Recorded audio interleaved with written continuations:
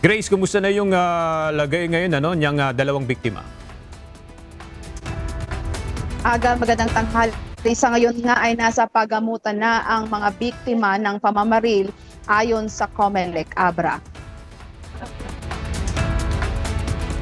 Kasalukuyang inimbestigahan ng Philippine National Police Abra ang nangyaring pamamaril sa Barangay Sagap, Bangued, Abra, kung saan dalawa ang nasugatan. Ito ang kinumpirma ni Provincial Election Supervisor Attorney Nicasio Jacob pasado alas 9 ng umaga kanina nang mangyari ang pamamaril. Sa Facebook post ng isang netizen habang nasa eskwelahan sila, nakapila, bigla na lamang may narinig silang sunod-sunod na putok ng baril sa loob ng eskwelahan. Nabalot ng takot ang mga individual na nasa loob ng eskwelahan dahil sa pangyayari. Agad naman na dinala sa pinakamalapit na ospital ang mga biktima.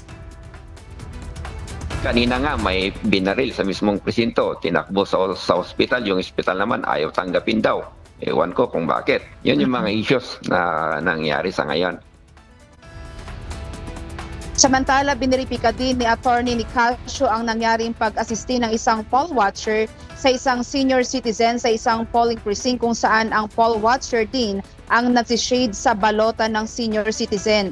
Sa kanilang beripikasyon, ang naturang individual na tumulong sa isang senior citizen ay apo raw niya ito. Nung binirify ko, yung daw nag-a-assist doon, yung specific na watcher na nag-assist sa isang matanda ay lola daw niya. Yan ang claim. Okay, lola daw niya, kaya inak niya. Kaya sabi ko, tama naman, pwede yun. Kaya lang, tanggalin naman yung ID niya sa watcher para hindi naman lumalabas na talagang watcher yung nag-a-assist.